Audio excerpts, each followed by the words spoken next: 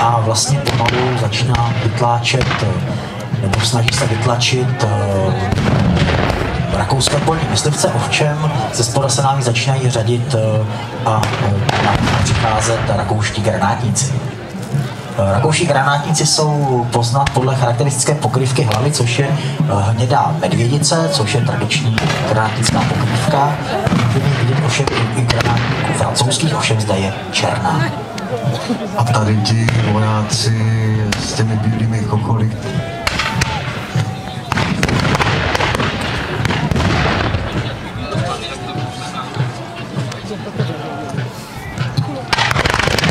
Já teď přeruším trošku náš komentář k bitvě a musím žádat všechny, kteří jsou na stromech a na sloupech, aby slezli dolů. Mohlo by se stát, že spadnou a organizátoři dnešního setkání by z toho měli obrovský problém. Tak děkuju, ještě tam někdo je vlevo na tom stromě, prosím, aby slezl. Děkuju. No a my pokračujeme v bitvě.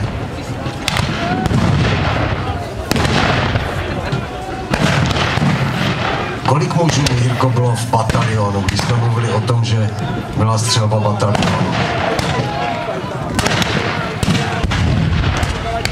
Tak samozřejmě počty se časem lehce měnily, ale batalion měl okolo 500 mužů.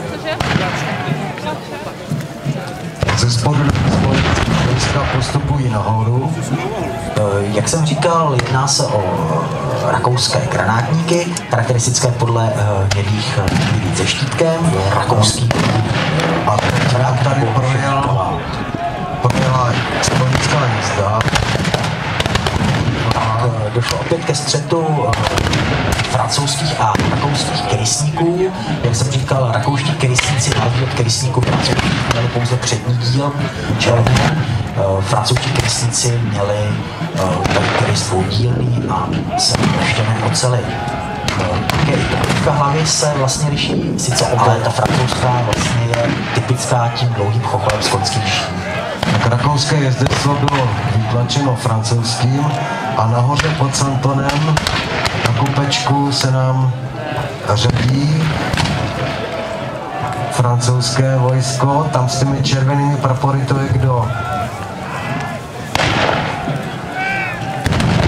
Tak, to se právě jedná o pěchotu gardovou, která je v tuto chvíli seřazena v koloně, vysunula vpřed i dělostřelectvo a teď postupuje v linii i pěchota řadová, která postupuje právě za tirajery, za tou rozplynou rojící volných střelců, na které teď útočí ruští kozáci. A boj pokračuje.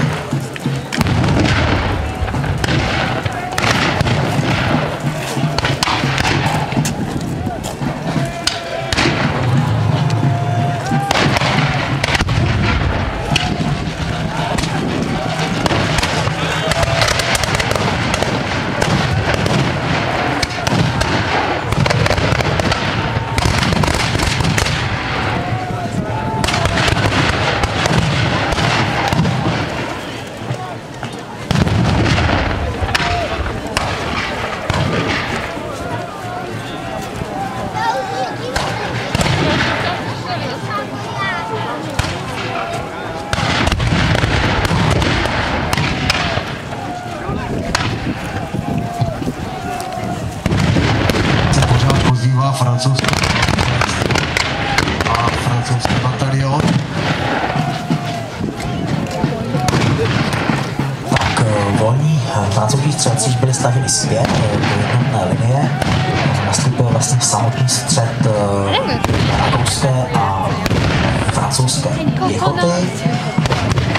Vlastně bojiště začíná pomalu halit charakteristický tým ze splodic černého prachu. A když proti sešikovaným vojákům pálila děla, tak to asi moc šancí neměli, viď? Tak záleží samozřejmě, jak na větší zásobu koloně způsobí poměrně velké ztráty, ale pokud se jednalo... Tak, teď nám opět vlastně se dopředu vrhá francouzské gardové lehké jezdectvo a vlastně dochází střetu s řadovou pěchotou ruskou.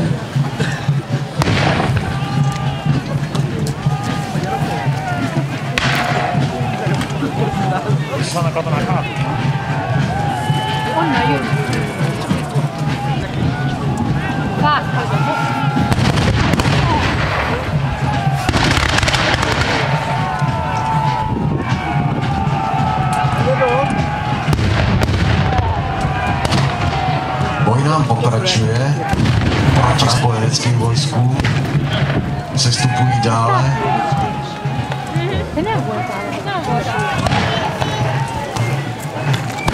Tak na pravém francouzském křídle vlastně, nebo na levém spojeneckém křídle stojí pěchota ruská v charakteristických zelených uniformách a bílých pantalonech a vlastně vidím zástavu mušketýrského obšerovského pluku. Tak abychom příliš nezahltili informacemi, teď je nebudou bojovat.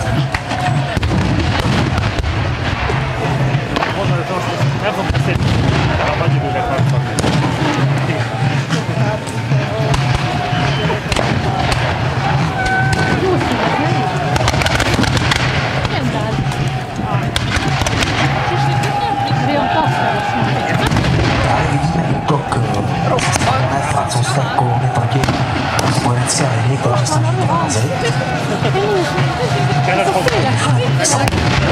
Na tom útoku francouzské kolony, ale Francouzi jsou drželi zpět.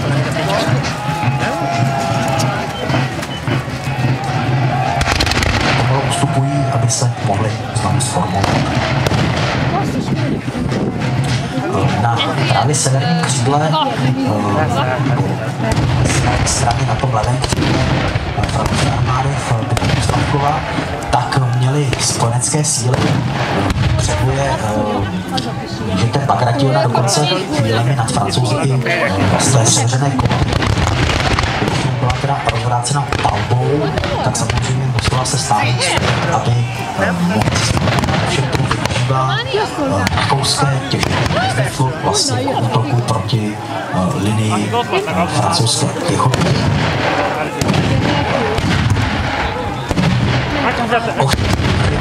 Proti ním se rozjela těžká francouzská opětka ve středu francouzských a rakouských krysníků.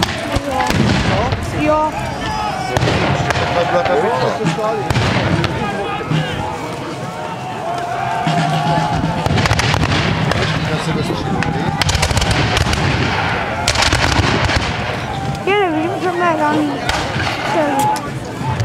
náboje. Vážení diváci, já už jsem jednou upozorňoval, aby ti, kteří jsou na stromech, aby okamžitě slezli dolů. Je to na jejich vlastní nebezpečí, ovšem vlastní nebezpečí, které je omezeno odpovědným pořadatelům. Prosím, slezte z těch stromů. Tak a teď došlo ke střetu francouzské a ruské pěchoty.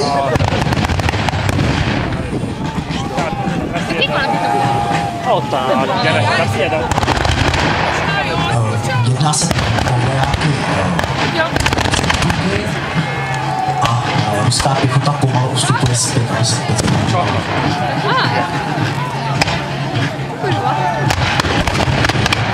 Pomalu poslal nám útočním krokem postupuje pravou pěchota rakouská, jedná se o nájemníky a podle dlouhých kalhot se jedná o takzvanou pěchotu uherskou. Rakouská pěchota se vlastně dělala kromě a lehké pěchotu takzvanou německou a uherskou, podle toho, z kterých zemí monarchie byla atakována. A dochází vlastně k protiútoku. A boj nám pokračuje.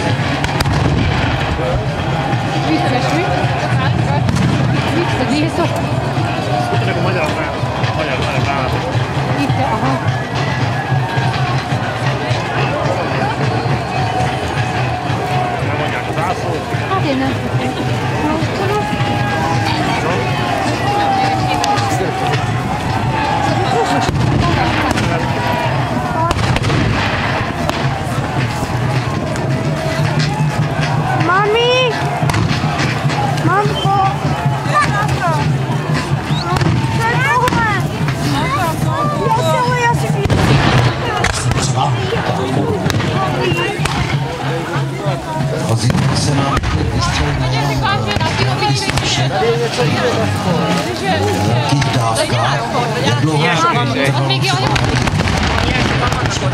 vystřelil, tak jakou měl šanci, že vystřelil pod... Tak samozřejmě hlavní byl trail. Voják musel, francouzský voják musel zvládnout takhle nabíjení na 12 dob. Musel to mít naprosto zautomatizované, to znamená, že to nabíjení by měl udělat i probuzen z hlubokého spánku na rozkaz. A samozřejmě dobře pěšák vystřelil, jak jsem řekl, již 3krát za minutu. To znamená, že to nabíjení bylo velice rychlé. Samozřejmě jedná se o pušku přesadlý prach, takže mohl být třeba ucpání na trafku tomu kanálu na střední prach, takže voják musel dát, ale to byla správně, tak A jak třeba mezi výstřely, ano, tak záleželo samozřejmě na výcviku obsluhy kanónu, ale když to bylo to o nic méně než středostřesové pušky, to znamená, že dobře vycvičené osádky děl dokázaly střílet 2krát, 3krát za minutu. určitě nám zahalil tým z černého prachu, teď trošku nevidíme, myslím, že i diváci vidí už. Tak ale ovšem, když jsme chtěli bojivky, jsme vlastně také viděli černý prach, praktické splodiny a vlastně z jsou pamětníků. Víme, že pokud byly takové podmínky klimatické, vlastně bojiště bylo díky celému prachu prakticky bylo vidět. Tak tady před nějakým dochází o tom střetu francouzské, spíše polské pěchoty a pěchoty ruské. Vypadá to, že se nám vrhla polská pěchota do útoku a vlastně odrazila se vlastně pomalu stahla zpět, aby se mohla sformovat. Zatím mají spojenci převahu, pomalu podaří vytláčet francouzskou pěchotu. Samozřejmě ve chvíli, kdy pěchota, tak poslán do útoku jezdectvo, které samozřejmě, zvlášť to těžké jezdectvo, právě slouží například k krytí nebo k ústupu, třeba pěších jednotek.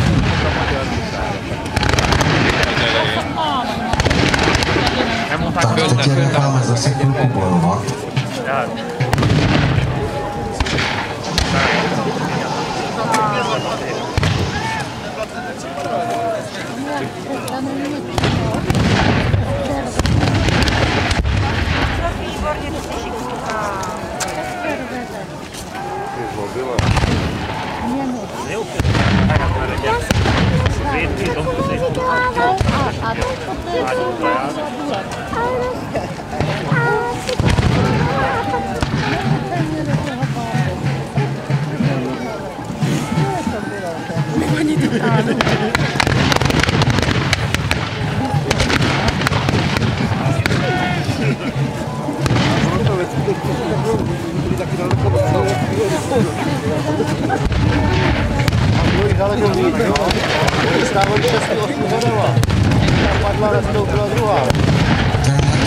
Na tom bílém koni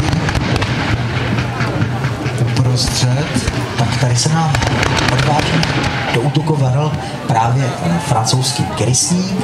Má charakteristický ocelový kirist dvoudílný, antikizující přilbu s hřebenem z koňských šíní a vlastně po levé straně červený chochol. Vlastně pěchota té doby se dala velice dobře odvodit právě díky uniformám. Francouzská pěchota oblékala již od revoluce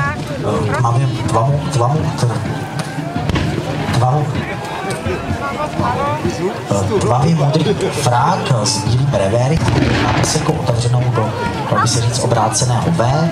Na hlavě má dvourohý klobouk. Elitní kompanie, to znamená granátníci a voltižery, odlišují barvy nábavníků a límců. U granátníků je to červená, u voltižerů rakouský kteří vlastně krysy měli a francouzští krysníci na ně útočili tak, že se snažili podnout ten krysy, často ty palaštiny nebo takový záluk rakouští krysníci občas používali. dostala prostě.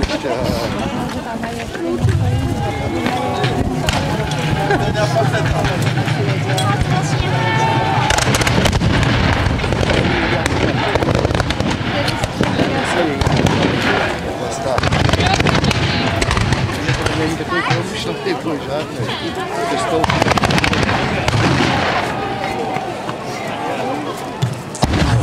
Vlastně blíže divákům potom stojí pěchota ruská, ta oblékala zelené frak, byl velice často rudě počítaný, kaloty, pantalony a na nohou vysoké kožené boty, sapougy. Na hlavě pak měla charakteristická vysoká plstěná čapka granátníků klasem zelený. Ruské granátnické pluky ještě nosily po pruském vzoru kovové granátnické čapky, takzvané mitry. Ruské pluky pak oblékaly světlozelenou uniformu, která měla právě charakteristické čáko, které mělo stíníko vepředu i na zádu to tým. Šedí polní myslivci se zelenými minci a manketami, jejich přezdívá na rozdíl od pěchoty, kde ta rakouská pěchota většinou měla na hlavě kašter, měla vlastně antikizující koženou přilbu. Řadová pěchota měla housenku, která byla žluto-černá, pod ní měli housenku zelenou.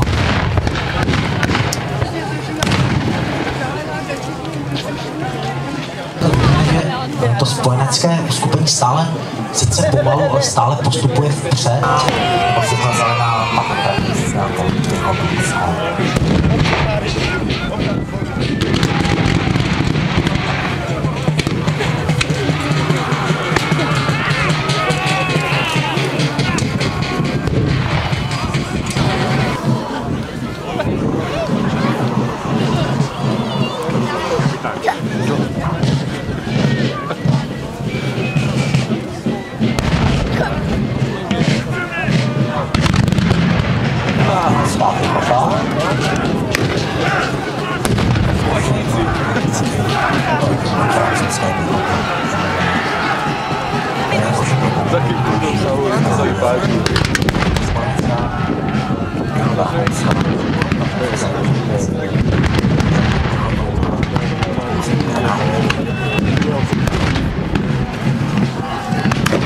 Ruská